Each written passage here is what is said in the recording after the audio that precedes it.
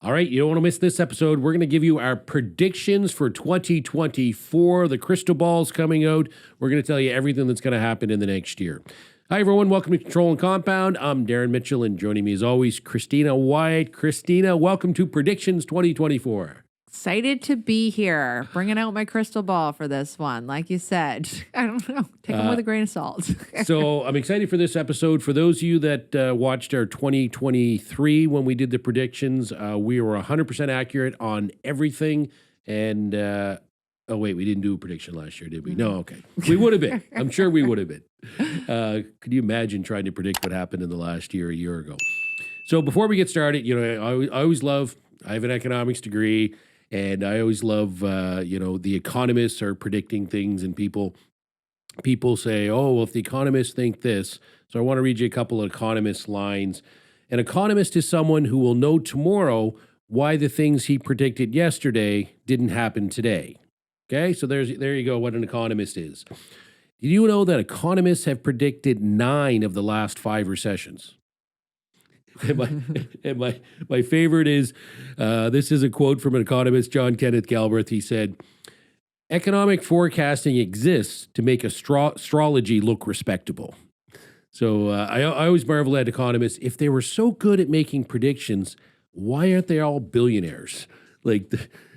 Again, these are educated guesses, so take them for what they are. But we're going to dig into the stuff we usually do in the monthly update, where we see where things are going in 2024. So, Christina, let's start with interest rates. What do we think is going to happen to interest rates 2024? Yeah, so last month of the year, December 6th, they made the announcement that interest rates were going to remain unchanged. So we are going into 2024 with that 5% Bank of Canada rate. People were predicting that, right? Like we kind of saw that inflation was going a bit down, so they didn't do any increases there. We have another announcement coming up on January 24th. So I guess this is now our time to make the prediction on what's gonna happen on January 24th. So, if we look forward into 2024, 2025, it's about 2.2 million mortgages that are coming up for renewal. A staggering amount of mortgages that are going to be coming up for renewal. And when they signed on with these mortgages 5 years ago, like you were looking at when people were in like 2% mortgage rates that they're locked in now. So that's a huge increase. So if we take that into account, I would hope that the Bank of Canada is taking that into an account as well. They are predicting that we're probably, and I think myself, we're probably going to see a bit of a decrease, right? Like Canadians I don't think that they're going to be able to hold on to the mortgages if we keep it at the rate we are, really.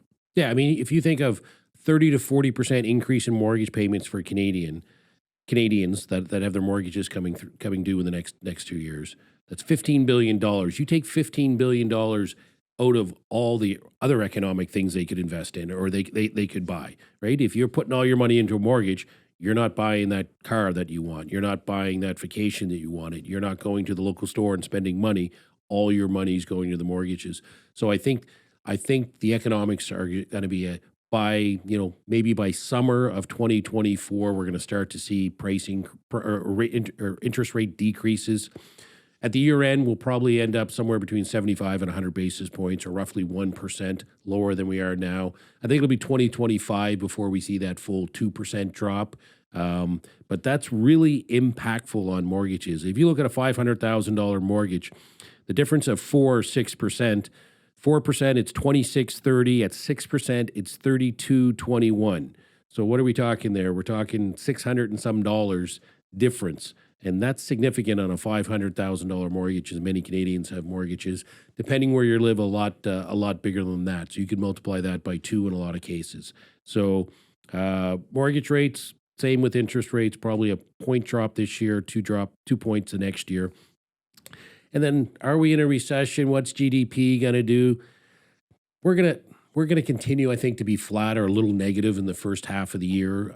There's just not a lot of great news from the economic forefront in Canada right now that would lead me to believe we're going to have anything other than flat or negative growth.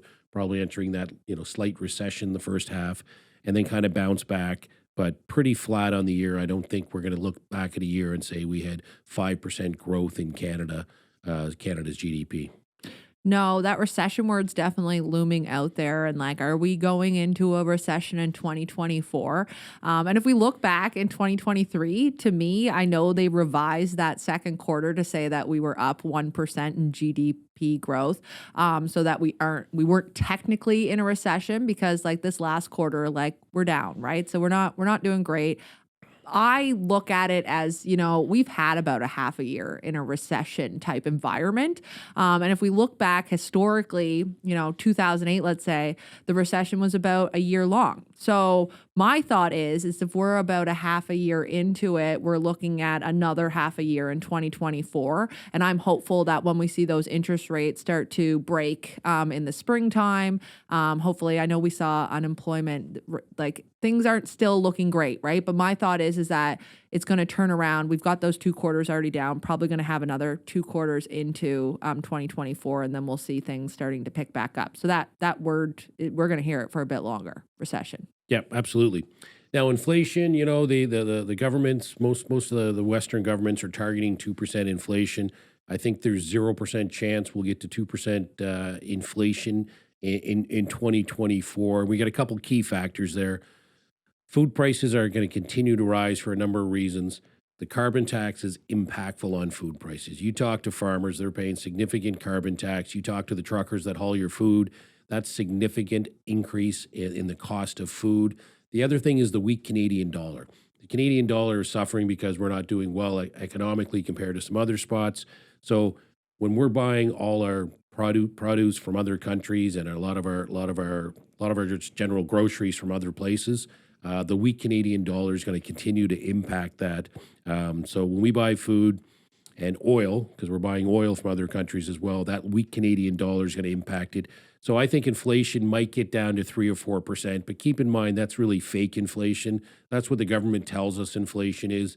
You go to the grocery store, you and I know that inflation isn't running at 3%. If you've tried to buy blueberries or blackberries in the last year, you know what the cost is going up. So inflation, we're gonna maintain a relatively high inflation compared to historical standards the last 15, 20 years, probably around 4% is my call.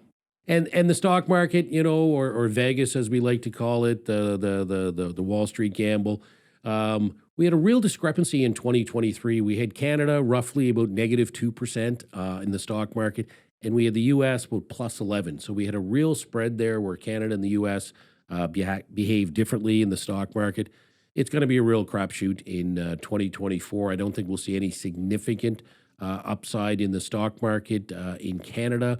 There may be some slight increase in Canada, just trying to narrow that gap between Canada and the U.S. But, relatively maybe decent stock market returns or a collapse. And that's really it's so hard to predict the stock market. Again, if we could predict the stock market, we'd all be billionaires.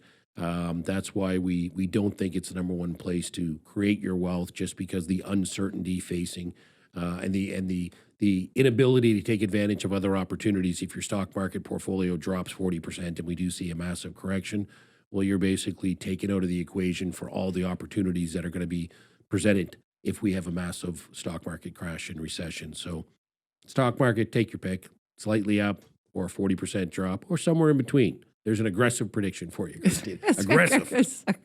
Lock it down. Minus 40 to plus 40. It'll be somewhere in there. I don't feel like you've given exact advice. Well, there. It's a casino, right? I look at the stock market really as a casino. So roll the dice, take your chances. There you go. So how about the housing market? So we'll talk more about something that we're more into, the housing and the real estate market and what that's going to look like. So over the past year, we've definitely seen things slow down, cool down on the housing market side of things.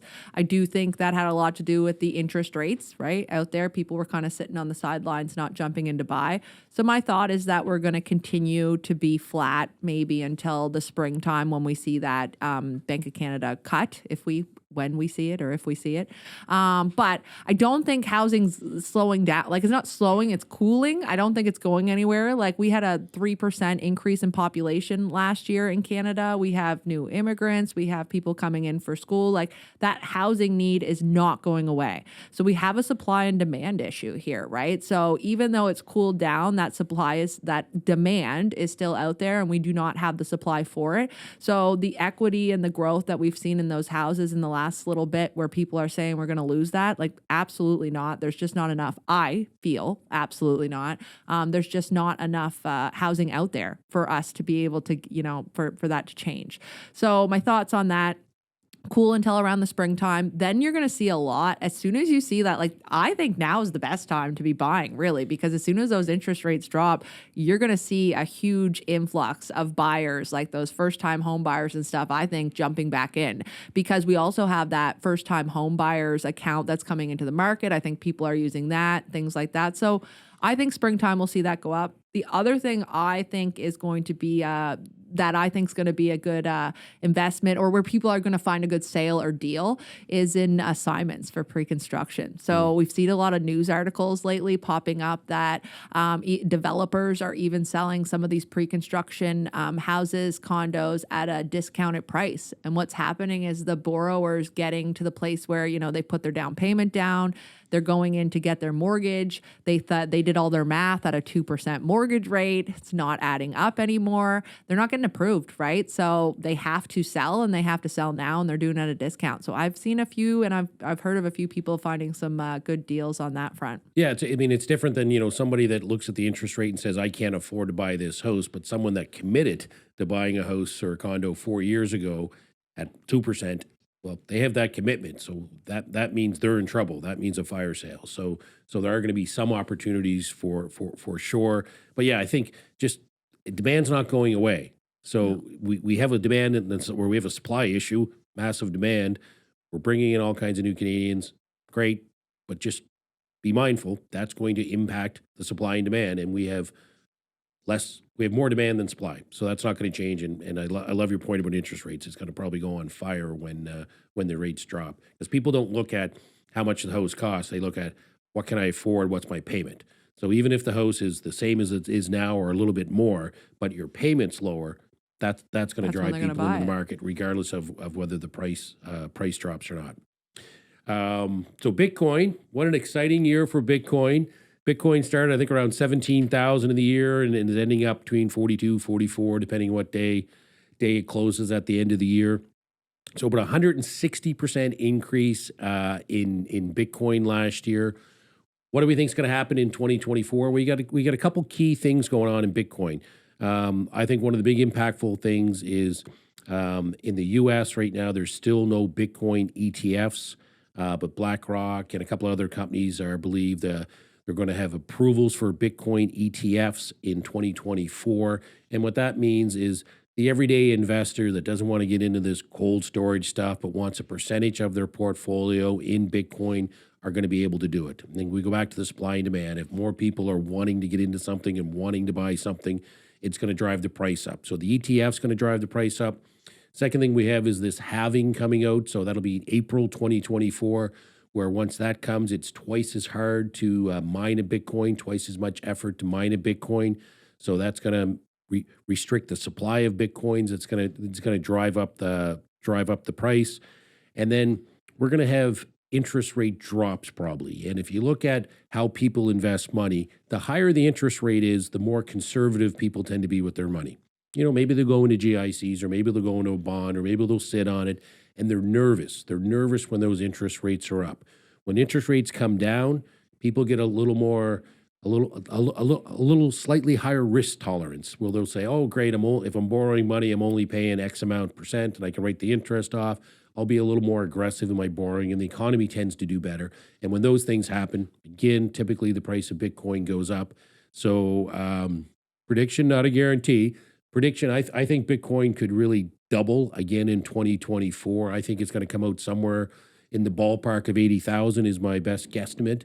But there's a increasing interest in Bitcoin, and once it becomes more mainstream, then we're really going to see people say, "Hey, I need that as a portion of my portfolio. I don't care if it's 5% or 10%." They start looking at ETFs. It's nice and easy. I don't have to go through all the other stuff. I think we're going to see significant growth in Bitcoin in 2024. My guess is 80,000 by the end of the year. It's going to be one of those places like, why didn't I do that last year situations? Why didn't I get into that last year? One other one that I wanted to talk about, not a regular one that we do in the update, but I think 2024 is going to be big on AI. Like that, I think that we're going to see a lot more.